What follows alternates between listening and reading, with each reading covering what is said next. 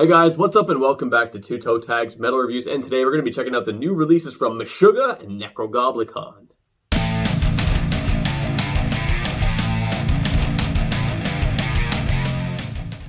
So, April 1st, Meshuggah and Nekrogoblikon, that is not an April Fool's joke. They both released albums on this day, and I guess it's kind of a pretty strong day for metal just for the names alone. I guess, what one do you want to start with? I think you really start with either. Well, I started my day with the fundamental slimes and humors. And I gotta say, right out the gate, I'll give my initial thoughts. I was let down. And I was let down because Welcome to Bonkers was phenomenal. Welcome to Bonkers was both our album of the year for 2017? 2018. I suck at remembering. I love that album. We love that album. I was expecting to listen to this new album and go, fuck yeah, that was amazing. And I didn't. It's kind of all over the place. They took their kookiness and I feel like they upped it a few notches, maybe in a bad way. They've always had this kookiness to them, this fun, eccentric kind of vibe to their music that's just overtoning this brutal metal behind it. Really cool contrast that they bring to the table. So the album kicks off with Right Now, which we reacted to, did we not? I believe so.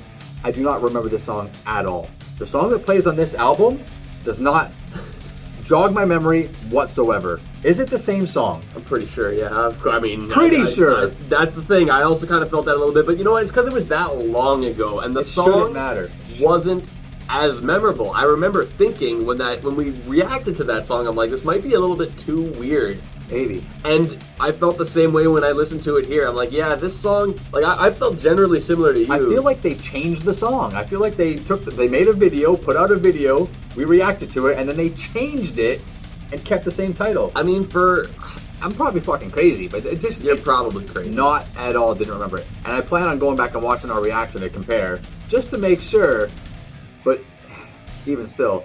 after that, it was just kind of hit and miss for not songs specifically, but parts of songs. Some parts I'm like, oh yeah, this is good, I like this song. But then if something would happen that I'd go, oh, that kind of ruins it. And things that'll ruin it are things like it's really heavy on the synth, which is not that bad. But it felt like it was just overbearing sometimes. There's like accordion in here. I like the accordion. Kazoos. There's what do you call those things you spin around and they make like a noise? You spin them and they make like a... I don't know. I thought there was like a vibra slap at one point. I think all kinds of stuff all over the place, and it's like they're just doing all kinds of stuff. So some songs that I did like: "Golden Future" was a good song. "A Lesson in Hate," which is track number 7, also a pretty good song. This one has an accordion intro, has some really nice bouncy sections. The vocals get pretty death metal before there's a bridge solo, and it has a really cool outro. I really love this syncopated outro this song has. This Is It, which is the second single we reacted to, I think is the best song on the album. I really like this song. It's definitely a highlight for me.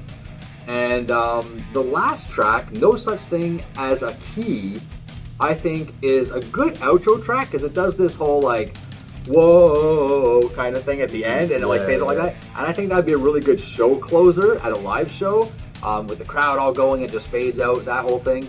But overall as a song, it was pretty mediocre. At least, again, I listened to this 1.5 times kind of quickly, like I wasn't really putting a lot of focus into it.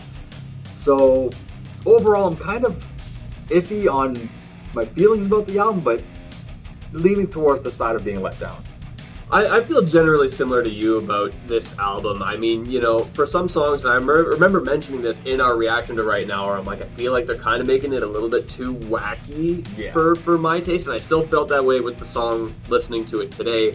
But I agree, Golden Future is great. Like, my highlight tracks were Golden Future, Yin, A Lesson to Hate, and This Is It. Those are my main ones, but Going to Die was a perfect example of something you said earlier, where it's like, wow, there's this awesome thing, and then there's a moment that kind of sucks. Going to Die is a perfect example of that, because it's like the song's awesome, but the choruses are really not awesome. And I just think I listen to the choruses of that song, and I'm like, man, this is a perfect example of like too much goofiness for this band. Watching a good song. But the rest of the song is great. So I feel like if I were to listen to that song more, I'd have to really, it's like a do or die, kind of thing. And if the song's title is Going to Die, it might not be a good look, but Yeah, I think that's a good example of like the dichotomy here of like, yeah, there's good stuff, but then they're kind of going a little bit too far with it as well. But I do feel like overall, just based on what I've heard, you know, from it like right now, it's weaker than Welcome to Bonkers. I feel like Welcome to Bonkers had more stuff going on. Near the end of the fundamental slides and humors, I kind of just felt like, okay, this is just kind of just average Nekrogoblikon, nothing like super crazy, nothing really jumping out, like kind of in the last chunk of songs. Whereas with Welcome to Bonkers, like every song had such a deep personality to it and did not go too far with its goofiness. Even the Magic Spider. That was a fun song. I love that song. I agree. But now, let's talk about Immutable. From the Meshuggah fan himself.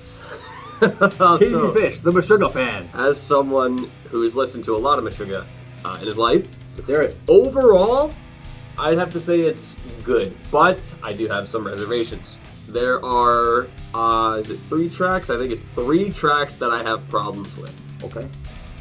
Past Tense, which is the last track, Black Cathedral, and what is it? They Move Below. They Move Below, that's what Instrumental. They're all instrumentals, but now here's the thing. They Move Below is an inexcusable song. It's 9 minutes and 35 seconds of pretty much nothing. Yeah. And listening to this song got me thinking about Catch 33, which is, in my opinion, Meshuggah's worst album. I do not like that album. It has a few good moments, but overall, and it has a neat concept to it. I believe it's a concept album. But there were so many just points in that album where I'm like, there's nothing happening. What's happening? There's nothing here. And that is exactly what this song felt like to me. It felt like a song straight from that album. Black Cathedral, when I saw the track listing of this album, whenever they announced it, I'm like, Black Cathedral, that sounds sick. That's cool. A cool sounding name. Yeah. It's just a fucking sound check for the guitars. It's just, and I'm like, it's why is 2 minutes of distorted tremolo. That's all it is. That's it. Now, Past Tense is like kind of just a bit of chill guitar. And you know what? If it was 2 minutes long max, I think it would be fine. Not bad. But the fact that it's 5.5 minutes, Nearly like 6 minutes, literally longer than the song right before it, which is a regular song, is excessive. And they've done this before. There's a track on Nothing called Obsidian, which is the same kind of thing, a bit longer, but the band does kick in later. It's not the most eventful song, but it's the same kind of effect. So I feel like I wouldn't even mind Past Tense even as a 5.5 minute song if those 2 other tracks weren't on this album. That, like, the fact that it's like, man, I get to Past Tense, I'm like, man, they're doing this again. This is the 3rd time, you know? It's a completely skippable track, honestly.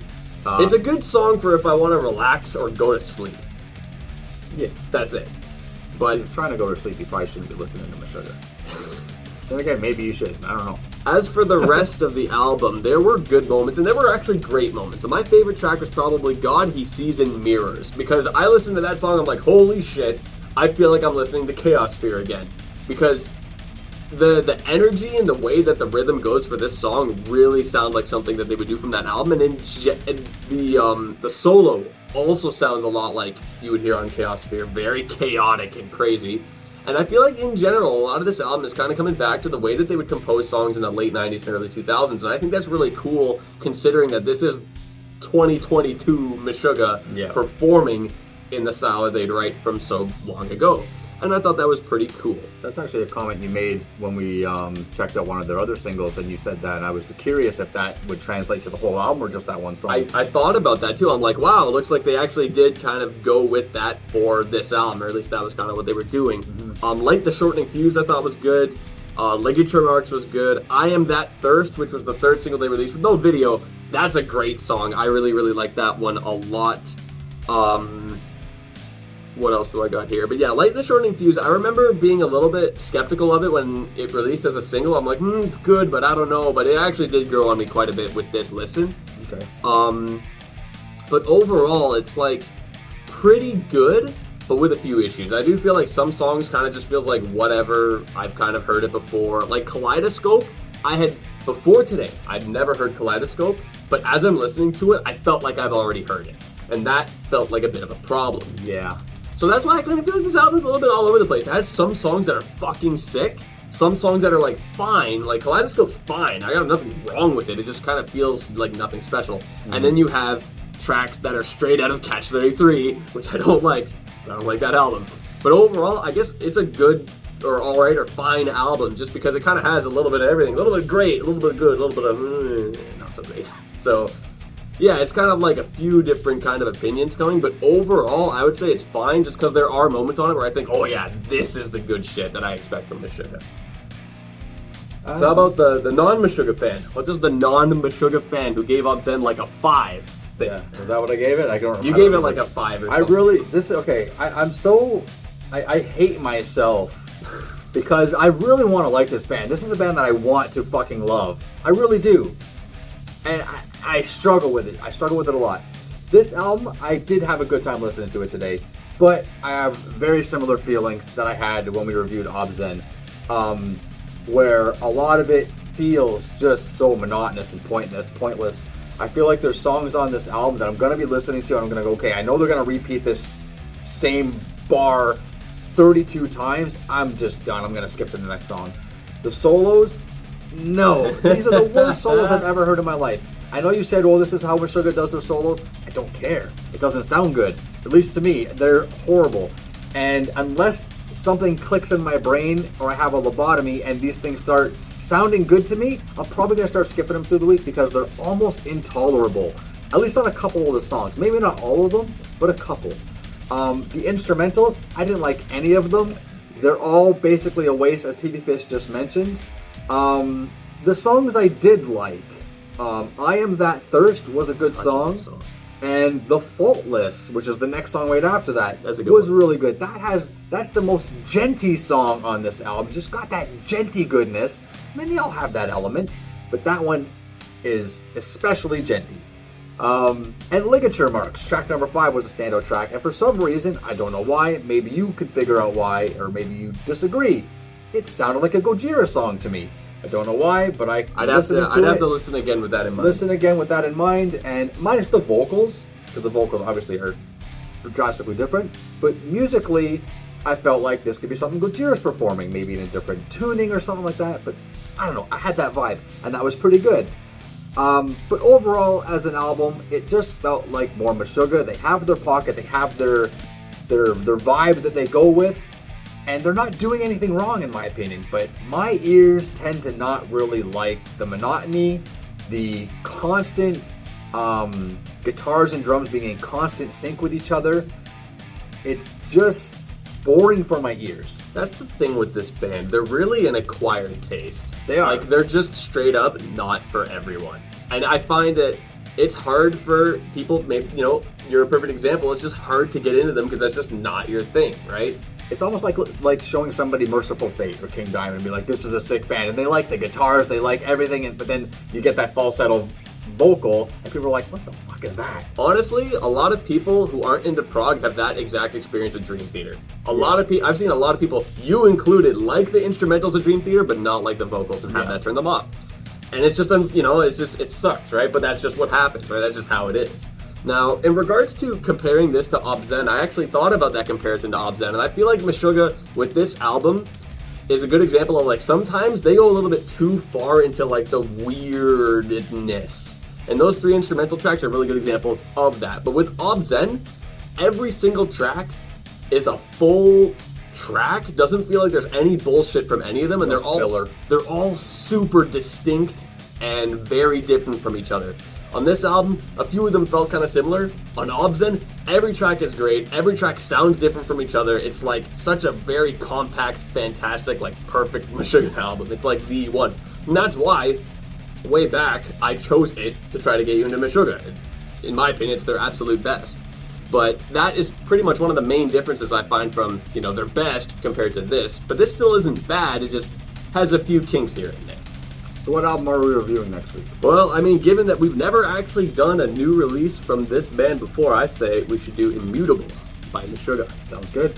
Anyway, guys, that's all we got for you today. Remember to like the video if you liked it. Tell us in the comments below, what do you think of the albums that released today? We'd love to hear what you guys have to say. And subscribe if you guys are new to the channel. I'm TV Fish. I'm by myself. And keep the horns up.